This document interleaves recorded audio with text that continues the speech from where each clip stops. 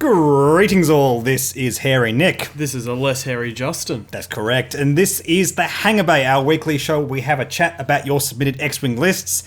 Sorry for the delay. Yeah. Had a bit of a busy weekend. Yeah, we also needed time to get all these submissions. Yes, absolutely. We just had Wave 3 released, so we now have the Republic and the Separatists, and I was not going to wait a week to sort of reevaluate and do this. I wanted to make sure we jumped on this as quickly as possible, which is why it's a week late. Anyway, it's here now. We're doing it. We're going to do this episode, and then we're quickly also going to do the next episode on time, so you'll get a couple of Hangar Bays within a few days of each other. Which will feel really nice for the viewers. Absolutely. You guys are lucky. Don't ever say I don't do anything for you. So this week we're going to do the Republic because I asked the question of the patrons and it was not even close. No, the Delta 7 Ether Sprite had a resounding victory. That's right. You were reading it off the screen. Don't worry, I always have to read it off the screen too. It's the Jedi Starfighter. I'm just going to call it the Jedi Starfighter from now on. Thanks, that's going to make things easier. I think so. It's the old one from episode 2. I'll be curious as to whether FFG decide to make the one out of episode 3. I'd like to think they would. I think it'd be cool so we have a Yoda pilot in the game. That'd be interesting. However, Yoda flew a different one. I believe it was that second one, or no, it was a different one entirely, was a different one entirely. It was a small circular pod with the wings of the ship. Yep. Don't worry, there'll be a picture on the screen for the viewers at home to see. It was in Clone Wars. Okay, fair enough. Between us, we understand all of Star Wars lore, but we don't know anything the other person knows. I've discovered that with us. Yes, anyway, we have some Jedi pilots. No Jedi crew just yet. That's going to come down the line at some point. So probably with the LAAT? Yes, I actually brought that up in a separate video, and a lot of people pointed out, hey, that's an in-atmosphere ship primarily. There is actually an episode of the Clone Wars where it does go from ship to ship.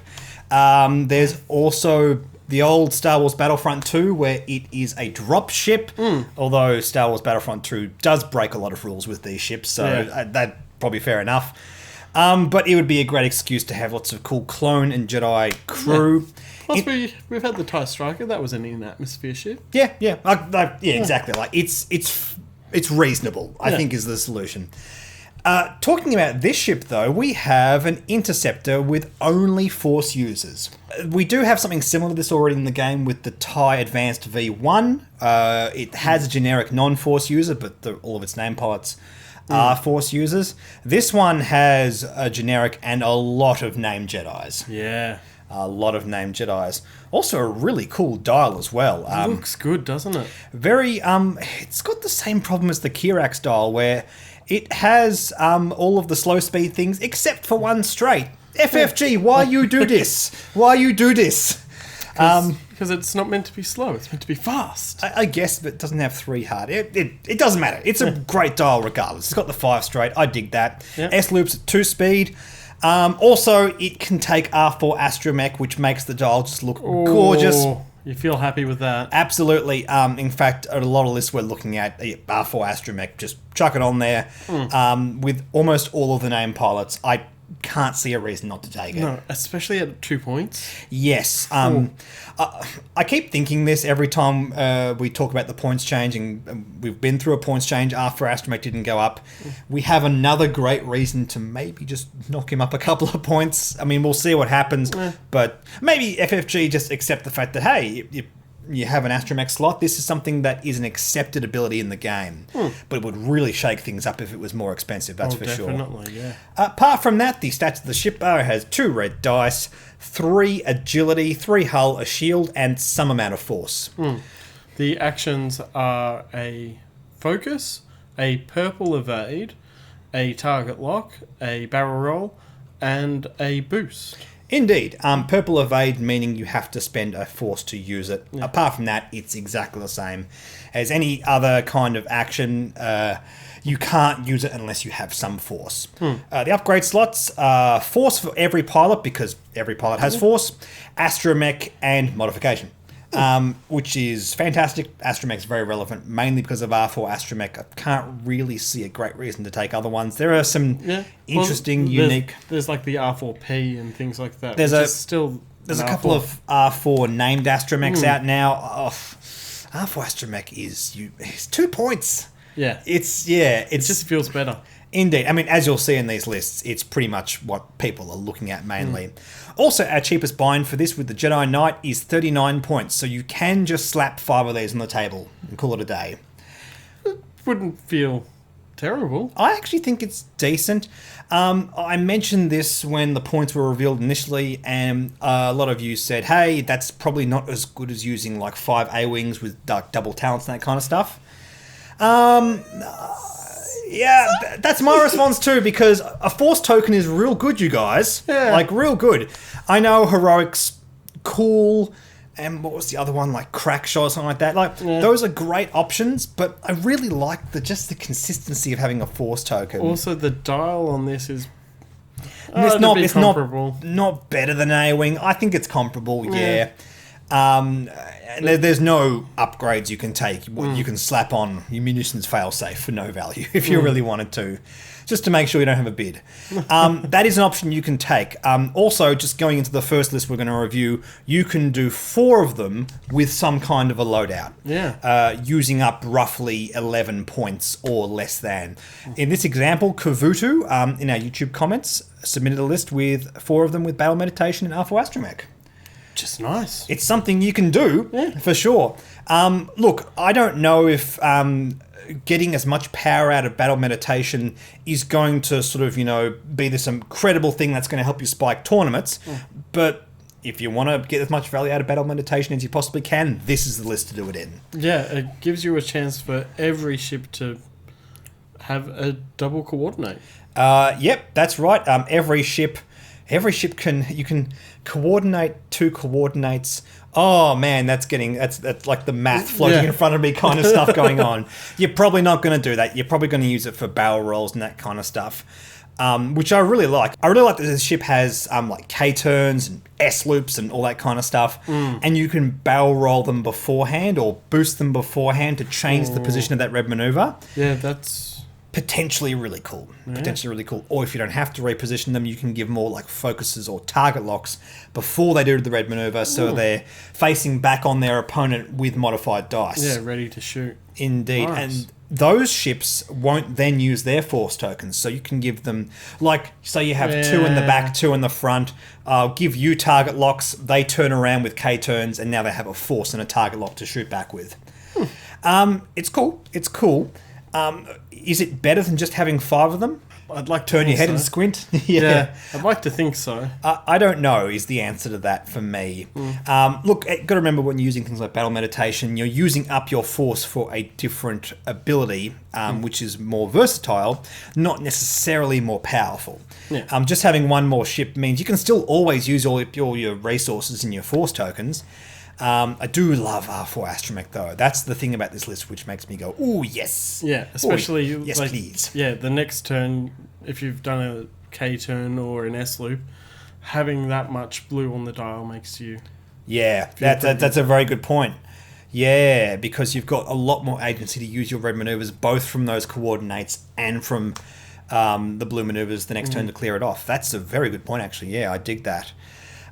We actually had a lot of submitted lists with the 4 of Jedi build, and just quickly speaking about that, in terms of what we can do, we can also put on things like calibrated laser targeting. They're 4 points each on these guys. You can't take synchronized console with that, but if you can take synchronized console on all of them, you can take target locks and do some pretty fun stuff with that. You could actually take that instead of the R4 Astromech, or you could take it with a R4 Astromech and chuck on a really cheap Force. Brilliant evasion.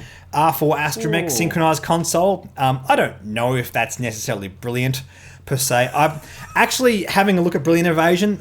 It doesn't actually scale that well. Somebody in an article somewhere did the math. If I find it, I'll link it down in the comments below. It's a little bit awkward, and I agree. Yeah. Being able to upgrade more dice is cool, but... It feels kind of cool at the time, but then... it doesn't always work. Yeah, I know what you mean. Yeah, I guess if you're firing through rocks. But then again, if you're using gas clouds, you get a conversion for free anyway. I should mention, before we go on to any more lists, gas clouds. Yeah! This ship wants gas clouds, big time. In case you guys missed it, gas clouds is this new kind of obstacle. When you fly through it, you don't take any damage, but you do lose your action. And when you are defending through a gas cloud, you also get the green dice as you would through any other obstacle, but then you get to change a blank result to an evade result. And it doesn't necessarily have to be that dice. That's exactly right, which is really, really powerful. For that reason, you'd just take Jedis, you'd fly them through it, you'd sacrifice an action just to be on the other side of a gas cloud in some situations. 100%. Which actually makes it a very interesting obstacle, and there's a lot of upside with ships that are fragile, they have lots of green dice. So the Jedi Starfighter, TIEs in general, Imperial Aces, FO Aces, all that kind of stuff. So when we're looking at stuff like this, I don't want to spend 6 points in Brilliant Evasion, is my response to that. So maybe having the flexibility with battle meditation, being able to change positioning, set up barrel rolls and boosts and K-turning through gas clouds, all that kind of stuff. Just thinking, maybe using heightened perception on these guys would feel pretty good. Certainly interesting. They're Initiative 3, so they're not likely to be able to shoot first. I like heightened perception on platforms that can punish your opponent better. They only have 2 red dice. I want to use it to try and destroy an opponent's ship before it can shoot back. That's the dream with heightened perception. I don't know if the Jedis can best capitalize off that unless they have like the Delta 7B configuration, that kind of stuff. Point. Yeah. By the way, we'll talk more about the configurations as we go on, but let's look at the next list. We have here by Nick Vernon. Thank you, Nick. I know you've submitted a lot of lists in the past, and we've finally got to one of yours, so thanks for that. It's a good name, Nick. Yeah, it's an excellent name.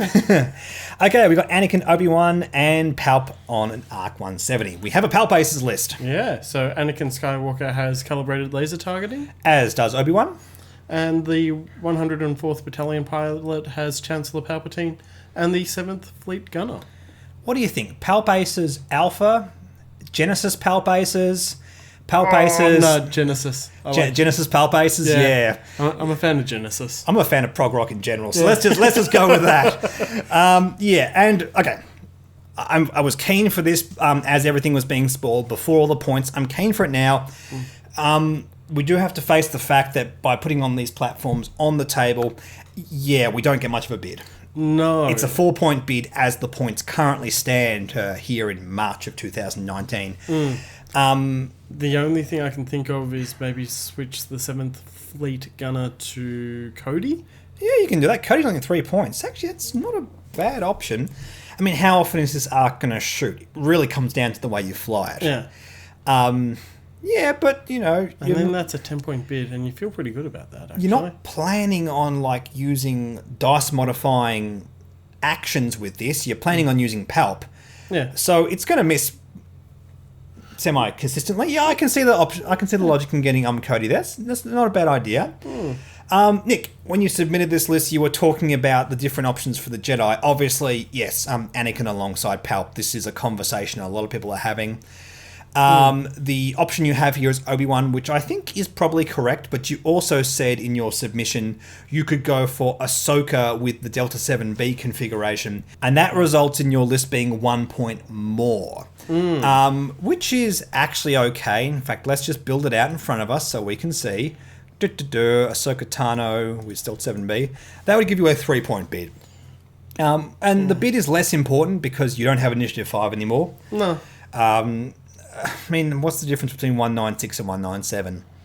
Not a whole heap. No, I don't think there's a whole heap of difference, to be honest, there. And I'm curious about using Ahsoka as opposed to Obi-Wan. I feel like the correct option is Obi-Wan. I agree with you on that. Obi-Wan feels like a better ship by himself. Better internally. He can still help your other 2 ships, and you feel good with that. Ahsoka is all in on Anakin. That's right. Obi-Wan's just great. He has a support ability which happens to also work really well on himself. Being able to just take a focus and spend a force to get all the focuses up and just convert a lot of dice is really powerful. He's Initiative 5. He's got 3 force tokens. Yeah, he's no joke. He's absolutely no joke. Ahsoka is very much about helping friendly ships. It is worth saying she also works on herself. She can take an action after doing a red maneuver or blue or white maneuver or whatever she wants to do.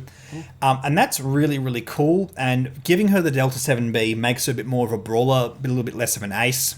Fair enough, she's Initiative 3. That's a good option, I think.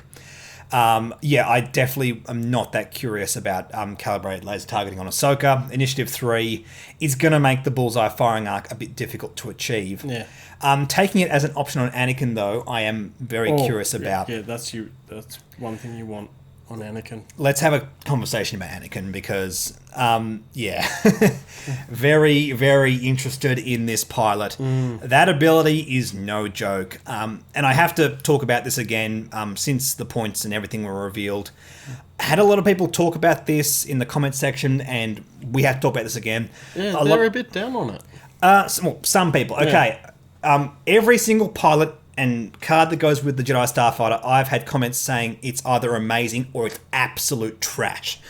Anakin being one of them.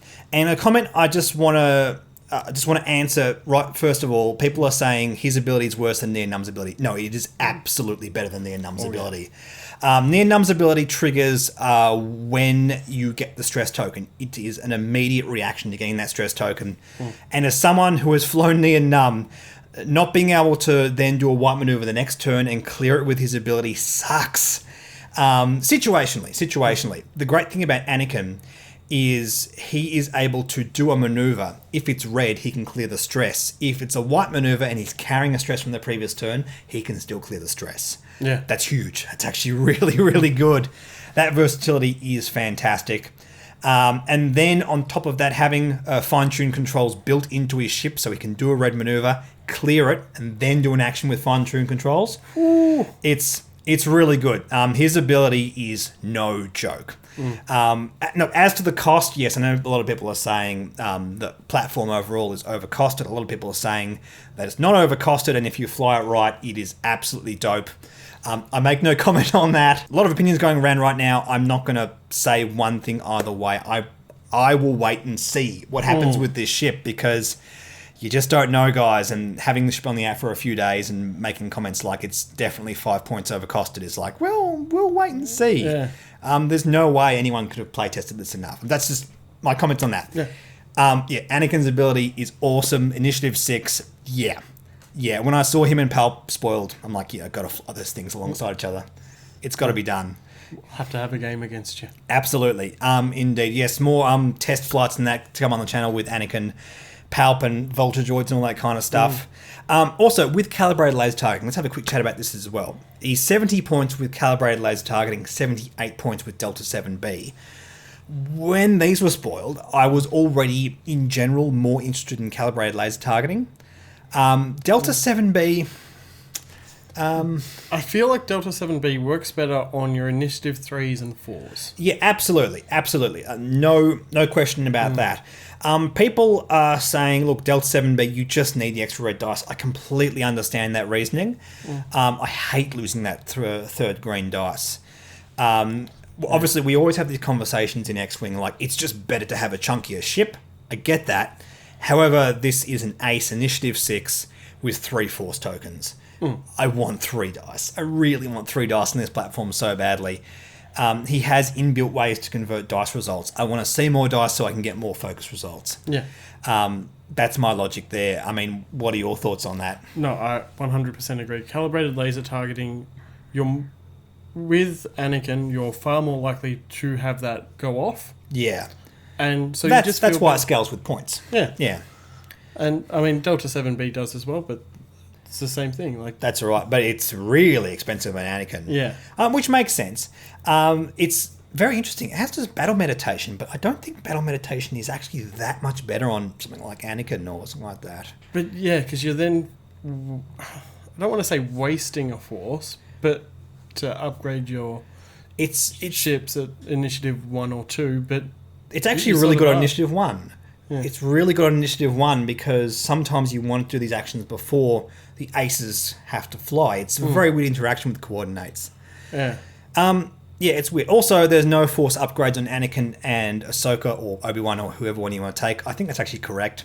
I think the sad reality is, like, there's just nothing competitive enough to squeeze into this list. Well, also, their abilities by themselves are probably better than any ability that you can get as a Force upgrade right now. Yep, Anakin alongside Ahsoka or Obi-Wan. That's exactly right.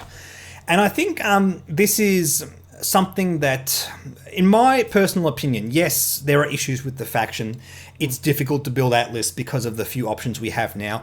The key thing missing from this faction is not necessarily a cheaper Jedi Starfighter, although that might be the case. I'm not going to comment on that. I think what's really missing is an equivalent to Hate on the light side. I really like Hate as a good competitive option at a nice cheap cost. It might go up a little bit, but there's just nothing like that for these pilots.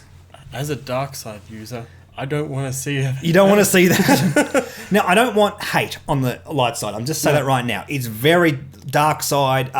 Flavor spot on. Yes, it belongs on the dark side. Something Jedi-y. I don't know what that's going to look like. Some sort of mind trick, maybe? Yeah. Or force speed? I mean, we already have things like Sense or, Force Speed. You can't really run fast in the cockpit of a Jedi Starfighter. But I look at this list. I'm really excited to see what it can do. I think that's what it's missing. I think that's the juice that it's missing. Yeah. We compare it to things like PAL paces and that kind of thing, and it just seems to be on par. I just want a little bit more power out of it. Yeah. That's what it comes down to. Yeah, that's when you drop the 7th Fleet for Cody and you change the Force ones to a light side Force ability and you feel just good. Don't have a gunner on the arc. You have a competitive bid. We just need the right building blocks to be in place for this kind of thing to work. But yeah, Nick, I love the look of this. I want to try it myself. Looks dope. Looks really cool. Thanks for submitting, man. Let's jump over to some patron submitted lists. First of all, my name is Pedrosi. Thank you so much for your support. We've got a couple of new patrons this week. Yeah, feels nice. Absolutely. A few Gold Squadron troopers in the V19 Torrent, 104th Battalion pilot, and Obi-Wan this time. Yeah, so the Gold Squadron troopers have cluster missiles and synchronized console. The 104th Battalion pilot has synchronized console. And Obi-Wan Kenobi has predictive shot and synchronized console. And I wanted to feature this one because we can put the different configurations of Jedi Starfighters, but you can take them without anything. It's absolutely in the conversation. I don't think that's a wrong choice at all, even on these higher tier pilots like Obi-Wan. Yeah, especially synchronized console with a lot of other ships. You feel really good. Yeah, absolutely. It feels like you're getting a lot of value out of the platform for a pretty cheap buy-in. I mean, it's 10 points for the synchronized consoles, but you get one on every ship. Yeah. I like that a lot. Yeah. And predictive shot. That's fun. Again, this is a way to leverage the platform if it's not rolling a whole heap of dice. I like that on Obi-Wan quite a lot, actually. Yeah, if I verse that with Kylo, I'm feeling pretty average. Yeah, so it's like, shoot your range 3 through a rock up. Have 2 dice. Just have 2 dice. Yeah. That's cheeky. That is so cheeky. I love it. Yeah. I know it might be a little bit difficult to pull off, but it doesn't really seem insane for 4 points. Again, the conversation, the floor versus the ceiling. Predictive shot is the consistent floor on this is it doesn't work, but it's only 4 points, so that's okay. Comparing that to the other day, we were talking about Princess Leia. That's 2 points and consistently works. That just shows how pushed that card is. Predictive shot, I think, if I'm being reasonable, could be a tad cheaper. It might go down in the next points cost. I don't think you want it to go down by too much, though. Maybe no, I think point? A point. Yeah, a point. Possibly 2 points. I think when the consistent floor is it does nothing, that's when you can start to say 2 points. Yeah. But the upside is you just delete dice off, like Kylo. Yeah, I understand. I understand. So maybe 3 points is right. Maybe 4 points is going to be fine. Who knows? But it's a good option here, especially when we don't have any way of boosting up the dice in Obi-Wan with those configurations. Also, cluster missiles and synchronized consoles in the Torrent Fighter. Clusters feel good against a droid swarm. Yeah, absolutely. And that's something that people are playing around with right now. It's very interesting. I'm sort of down on the Torrent in general. I think it's the one ship out of this wave that I feel a bit... It underperforms a bit compared to the points cost. Yeah. It's more expensive than a TIE Fighter. I don't think it's just better than a TIE Fighter, though. I think it's... If anything, it's on par. But a lot of the response I got from that was, hey, don't worry, Nick, it has 5 hull, and that's actually really significant. Yeah. And I'm like, I've got to say, yeah, 5 hull will make you take a shot most of the time, where the 3 hull in the Vulture will pretty much mean they can pop. Yeah. These can pop too, but you have to be pretty unlucky for it to happen in one turn. Yeah. Which means you will consistently get off your ordnance as opposed to don't have a chance to shoot it. Yeah. So it seemed like a good option. Yeah, with synchronized console, Obi-Wan can make them use focus tokens and get them back again on defense, or use it on defense and get it on offense, actually more likely. Have an arc in there for value. Yeah. I like this. Yeah, no, it's good ships all round, I think. Yeah, good stuff all around. I mean, maybe the torrents will pop too quickly and your opponent outflies you and just outflanks them or whatever. You got 3 of the carriers, cluster missiles. I'm really interested in cluster missiles right now. Yeah. Apart from Vulture Swarms, TIE Swarms is the thing right now. I'm taking a few tournaments, so yes, absolutely really cool. Thank you. Really cool looking lists. And we have one more new patron as well with Admiral Akbar 47. Yeah. This is not a trap. This is not a trap. This actually looks pretty cool. Yeah. Sinker Wolf on the Arcs with Mace Windu on the Jedi Starfighter and Tucker on the V19 Torrent. Yeah, now Sinker is naked. Yep. Wolf has Clone Commander Cody.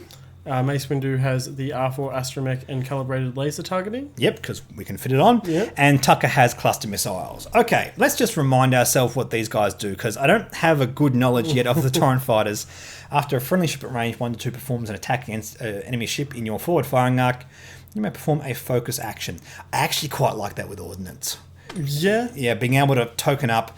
It's not a ship you're probably going to want to target first because it's so much cheaper than all the other ships in the squad. Yeah, also at Initiative 2, you're more likely for this to actually happen. Yeah, for sure. Yeah, I don't mind that. I'm not huge on the torrents, but that feels good. Yeah, it actually seems pretty decent.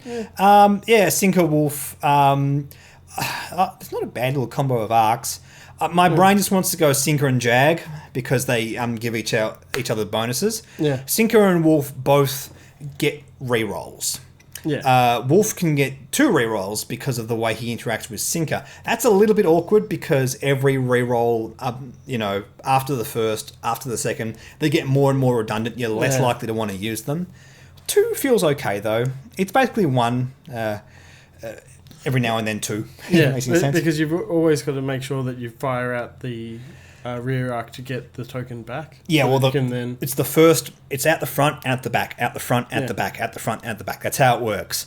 And look, the flaw on Wolf is when you fire out the front, you get a reroll, which isn't actually all that terrible. No. He's 51 points. Yeah, I'm not complaining too much there. Initiative 4 with a talent. We haven't used the talent, but oh well. We got Initiative 4s going around the table. Yeah. Matched with Mace Windu. That seems all right. Let's talk about Mace Windu. Mace Windu, I like Mace Windu. I do. And I like him in this list as well. This is a very aggressive list. I dig that. I like aggression. It's one of the archetypes I always like to try and play around with whatever faction I play with. After you fully execute a red maneuver, recover 1 force. Which is great. R2 astromech, great option on Mace Windu. Decent brawler, wants to fly aggressively, and I dig that as an archetype. Yep. Wolf, Sinker, rerolls, Tucker, get a focus token, 5 concussion missiles. Just shoot stuff, you guys. Yeah. That's it. And at the end of the day, look at the collection of ships you have on the table. 2 arcs, a Jedi Starfighter, and a Torrent. Feels alright to me. That's decent, yeah. I've just realised that Mace Windu was exactly the same amount of points as the arcs, and wow.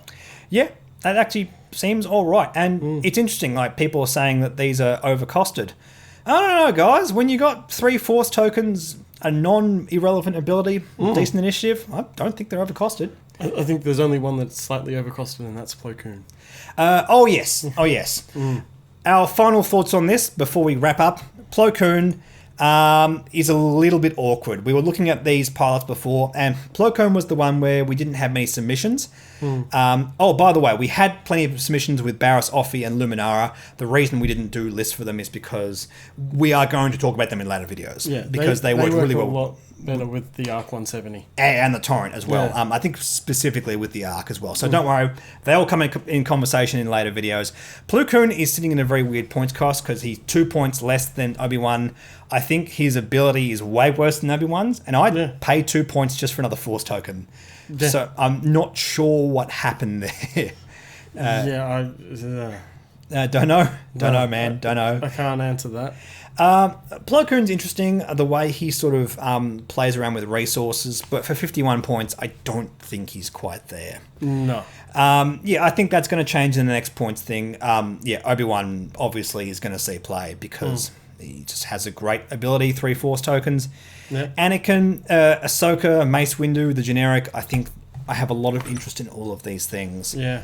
And look, in the comment section, guys, I know a lot of you have a lot of very impassioned opinions on this. Let us know what you think. If you've had a few games with them, do they just pop? Do the Force tokens just not matter? Or are they the most broken thing in X-Wing? I'd love to hear your thoughts. Also, give us a list with Plo Koon. Oh, yeah, absolutely. Yeah. We'll talk about that eventually. Let's face it. It's X-Wing. There are no nuanced opinions. Everyone is one way or the other. Everything's polarized. But that's half the fun with commentating on this game. Indeed. Anyway, guys, if you'd like us to talk about one of your lists, please submit it down in the comments below. Have a list of all the pilots, plus a link to that list within your favourite squad builder. It makes it so much easier for us. Having both of those things is good. Sometimes we get just lists, and sometimes we get just links. Please don't post just a link. We basically have to copy the text into a separate document so we can search through it later on. And if we have just a link, we can't do that. If you're on the Patreon Discord, put it into the relevant channel on there. In the meantime, don't forget to like and subscribe. Like us on Facebook, follow us on Twitter and Reddit. Please consider supporting the Patreon. Thank you to the patrons. As soon as Wave 3 got spoiled, we had lists coming out. Yep. Within seconds. It was great to see. Ran a few polls, got everything sorted out nice and quickly. Really appreciate the help. We'll catch you guys in the next video. Bye.